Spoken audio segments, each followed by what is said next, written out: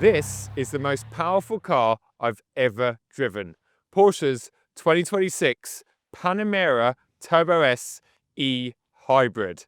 The recipe is similar to BMW's current M5, except everything is turned up to 11, including the price. This Madeira Gold metallic press car will set you back £175,100 base price. Although we've got £20,000 worth of options on this one, bringing its total on-the-road retail price up to basically £200,000. The most expensive and notable options we're talking about are the £4,600 Burmeister sound system. And guess what?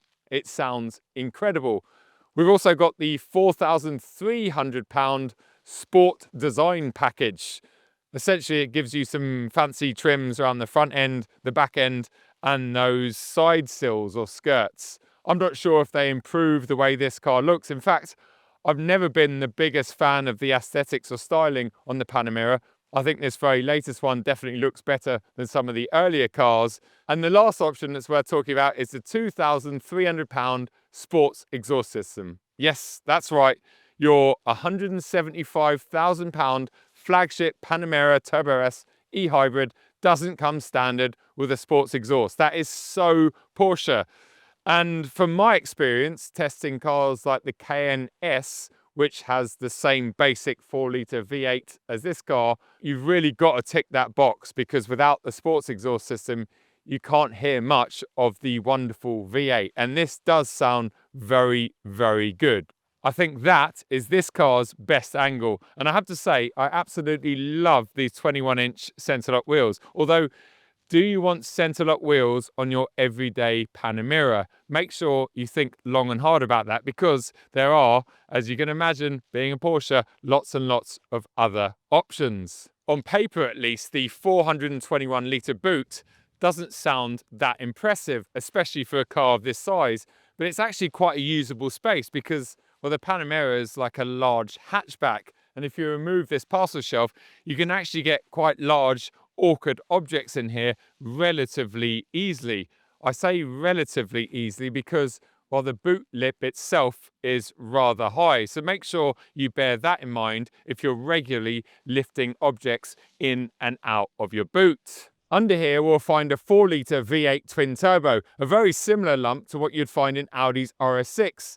And on its own, it produces 600 horsepower and 800 newton-meters of torque, which are very impressive figures. But remember, this is an e-hybrid.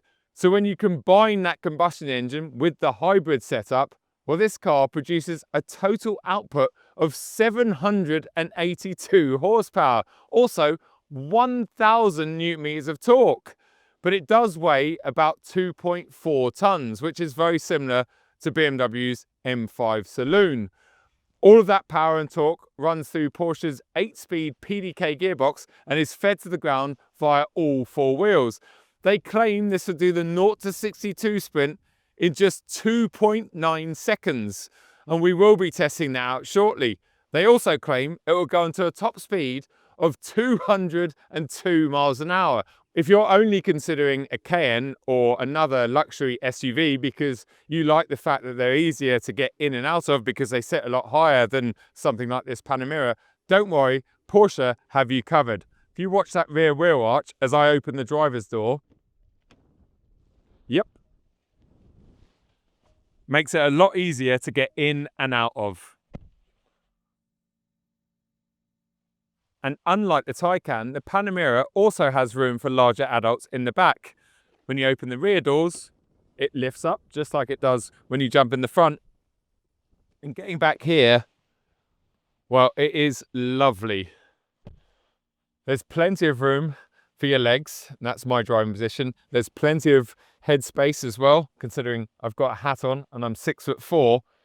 Just feels like pure luxury back here. You don't feel shortchanged compared to sitting in the front passenger seat. And that's because these rear seats completely replicate the front seats. There's a nice control panel down here that's very similar to the one that you get in the front. We've got some USB-C ports here. We've got 4-zone climate control. We've got an armrest that has a small storage compartment in it. And under here, we also have a couple of cup holders. It really is a nice place to sit, and I could spend hours and hours back here, and that's what you want in your premium luxury Panamera.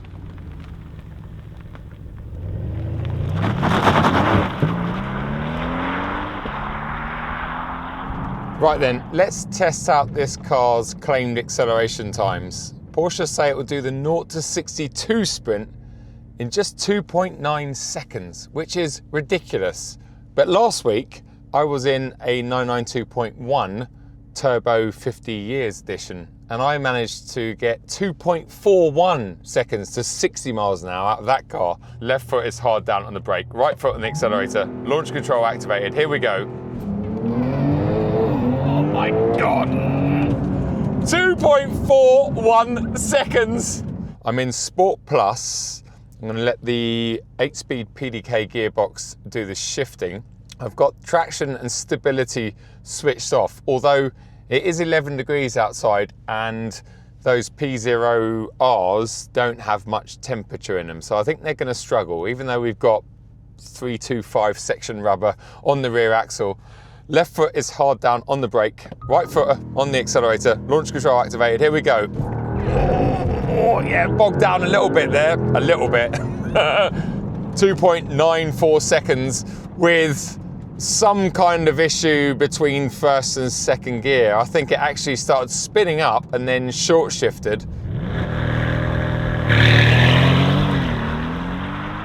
Right then, second attempt. This time I'm going to press the sport response button, although we don't really need any more power and torque, and I don't know if that makes any difference when you're launching it. Left foot hard down the brake, right foot on the accelerator, launch control activated. Here we go. Okay, that was better.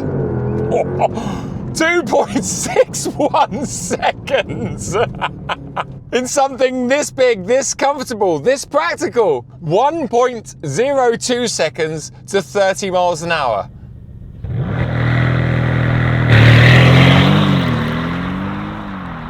Let's just try it one more time. Sport response button pressed, left foot hard down the brake, right foot on the accelerator, launch control activated. Here we go. Oh my goodness! 2.5 seconds! 0.99 to 30 miles an hour. That's crazy. I think that's actually quicker than the Turbo S or Turbo 50 years to 30 miles an hour.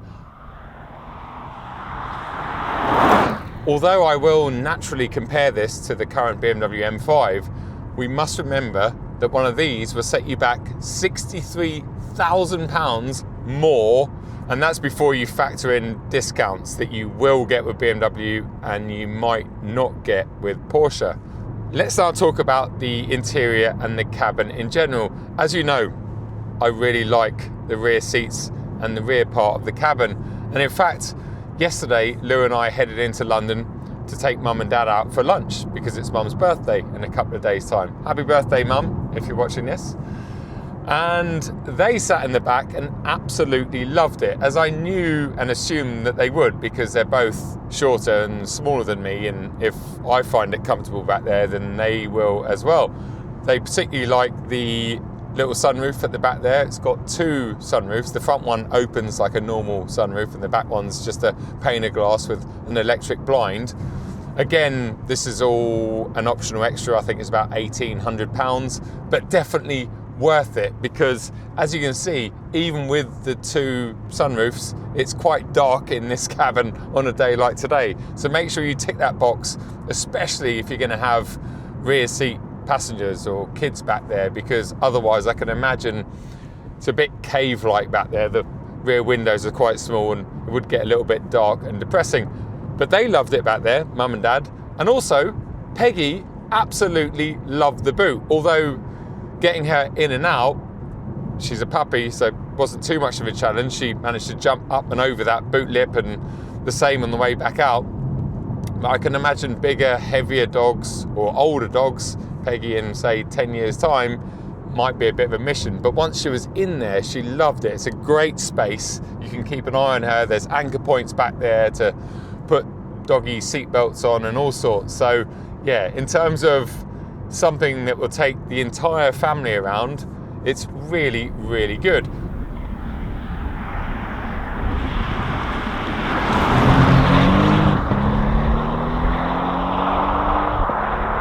As you would expect from a Porsche, the driving position is close to perfect. It's very adjustable. These seats are wonderful, very comfortable and very supportive. They also look beautifully put together, and they're relatively thin compared to the seats that are in my M5. Why is that good? Well, thin seats in the front mean essentially more legroom in the back and more interior space. Also, when you're sitting back there, we just said that it's a little bit dark and gloomy back there, but thankfully, because these seats are quite minimalistic, it means that your view looking forward is actually better than you might think. We have a Porsche wheel in front of me, simple, thin. When I get in here, I could be in any Porsche. That Turbo 50 years that I gave back last week, for example. Everything, it just comes together so nicely. The ergonomics, where my elbows are resting here. So if I'm sitting on the motorway for a long cruise, everything's just really, really comfortable. In terms of the actual infotainment and technology in here, well, it's all very familiar. The display right in front of me is very configurable. I think it's the same display that we now get in the 992.2 911s, same display you get in the Taycan, the Cayennes, etc. And that's a good thing. Down here we have a nice big central display.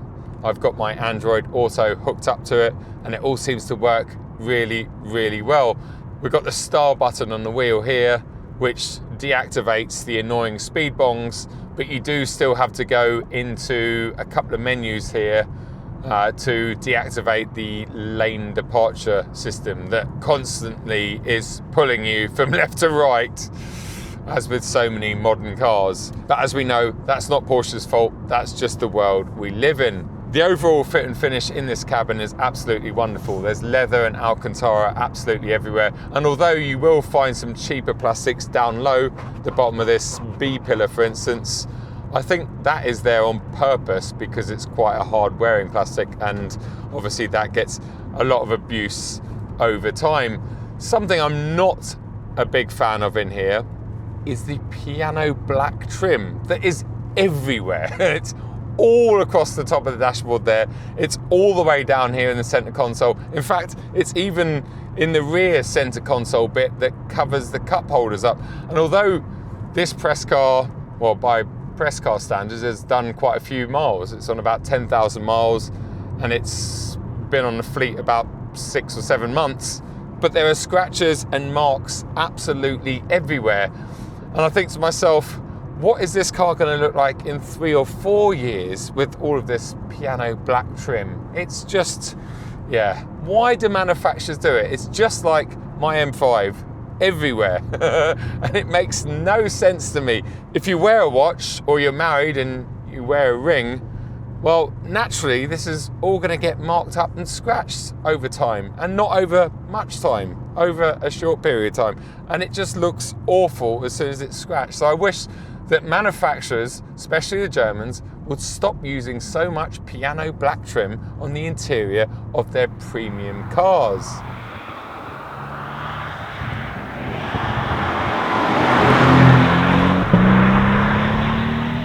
Right, we know this car is stupidly fast. 0 to 60 in just over 2.5 seconds for something that's so big and so luxurious, something that would carry your family and your dog around, is just ridiculous and so unnecessary.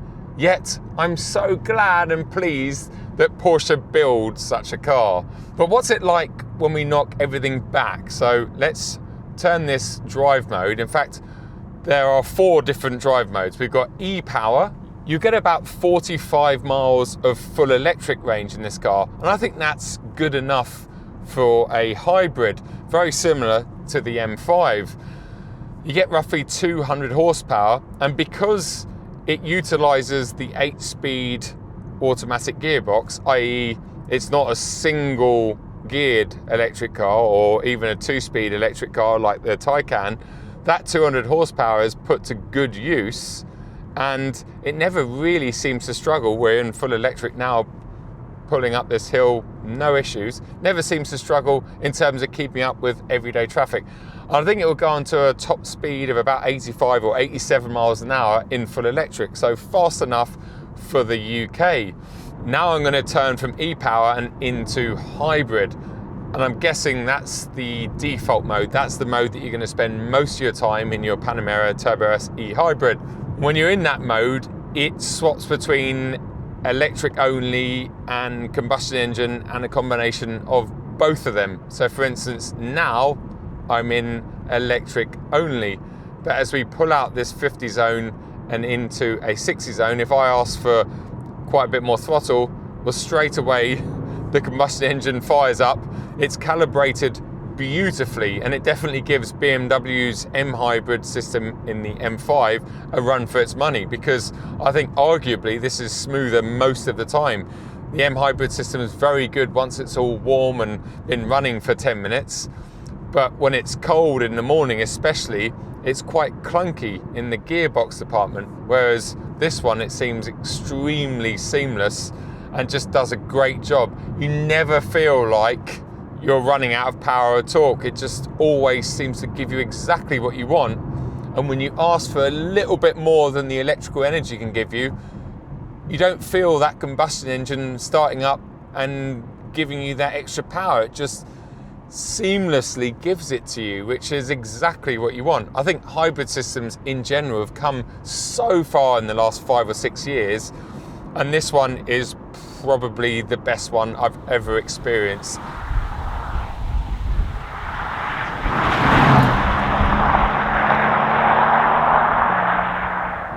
And when you're in hybrid, the air suspension is in normal, i.e. comfort. And this car is unbelievably comfortable. Just talked about its hybrid system being incredible. We know it's, well, the fastest car I've ever driven that has 4 or 5 doors, but I think its real trump card is its ride quality and handling, which we will get onto at the end. The way this car absorbs a typical UK pothole or speed bump, as I experienced lots of yesterday in London, it's uncanny. It's unbelievable. It has the most sophisticated suspension and chassis setup I've ever experienced. Honestly, it is mind-blowing what this car can do. If it was a base Panamera with, I don't know, 18-inch wheels and massively chunky tyres, and I could just about maybe understand what it's doing beneath me. But the fact that this is the full fat fire breathing version, and yet it feels better in terms of ride quality than any 7 Series or S-Class I've ever driven, I mean, hats off to Porsche. It is the ultimate family car because it gives you everything you want in a family car. Really, really, really impressive.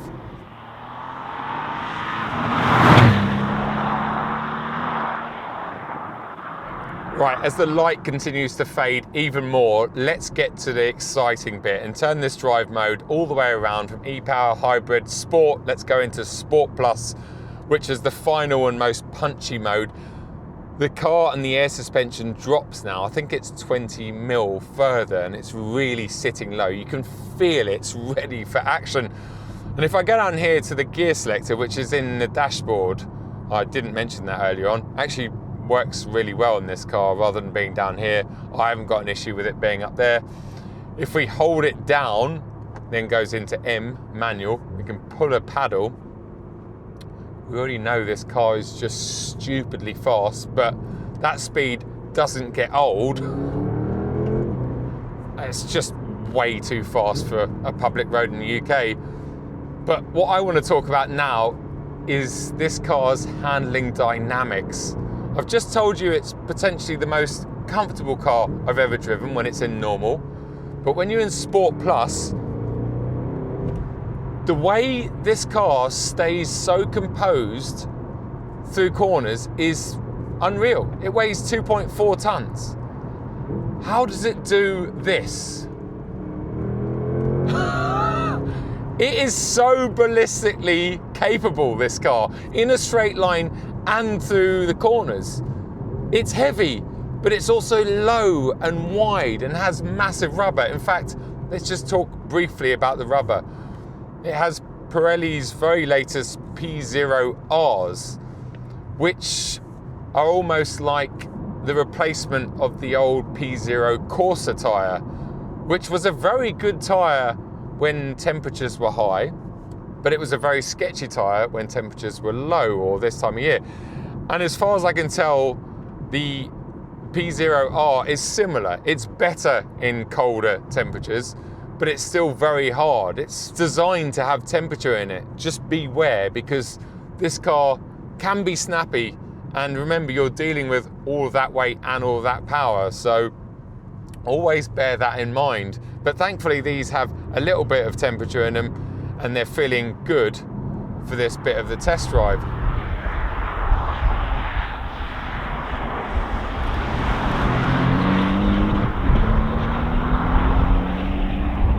When you jump in a car like this for the first time, everything does feel a little bit artificial for the first 20 or 30 minutes, because you can feel the car and the chassis and the hybrid system, all the electrical systems doing so many things beneath you. But once you've lived with it for a few days, had this car 5 days and it goes back in about an hour, well, I've grown to love all of it. And you know what, rather than all of those little artificial feeling things getting worse and worse in the time that I've had this car, in fact, they've almost disappeared. Or maybe I've just chosen to ignore them, because as a package, this car is just so capable. It is so good.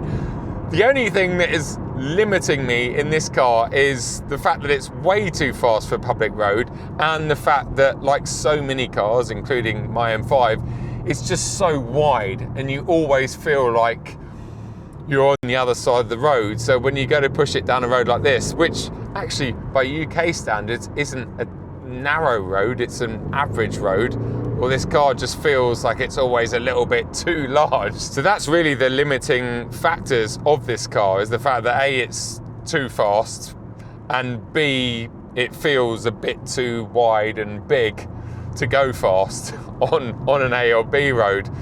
But there's just no getting away from the fact that this thing is engineered beautifully and does everything so well. I've used the terminology Jekyll and Hyde a few times in a few reviews over the years, but I've never meant it so much as with describing this car. It really is Jekyll and Hyde. It does absolutely everything for £200,000.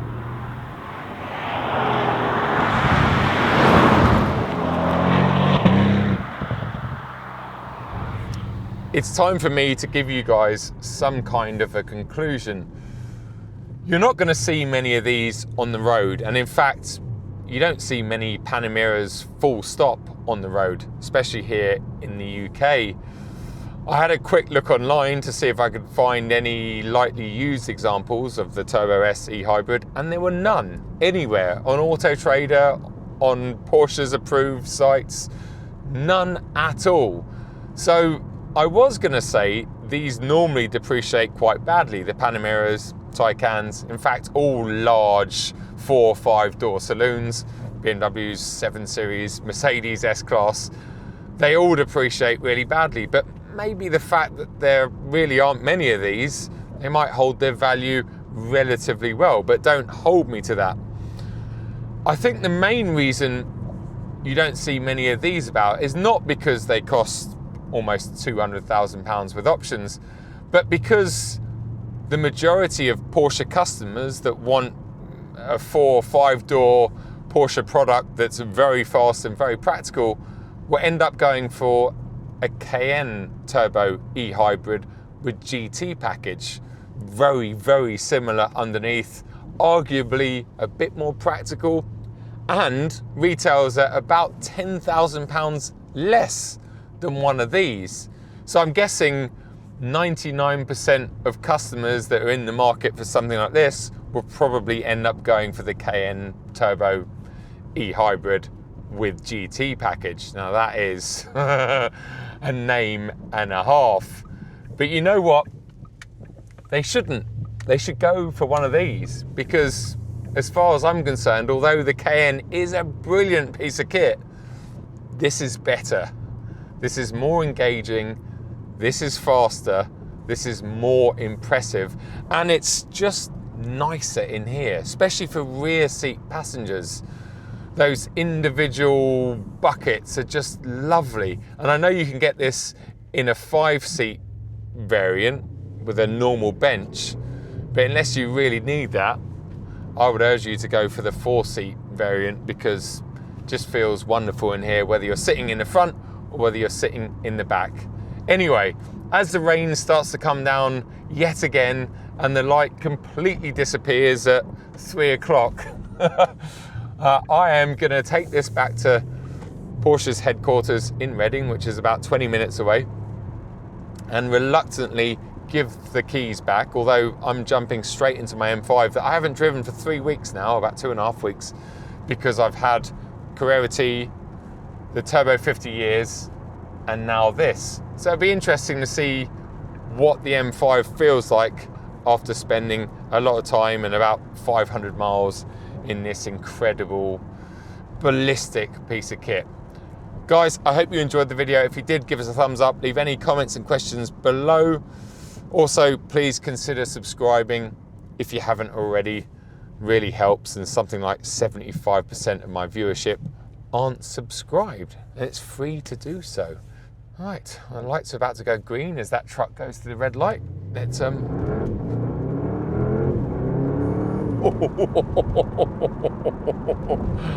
I was a little bit hesitant there at the throttle, because I could feel the tyres struggling a little bit for traction. Even though everything, traction control, stability, switched on, I could still feel things moving around a little bit. This thing's an absolute weapon. Right guys, take it easy, and I'll see you at another one very, very soon. Cheers.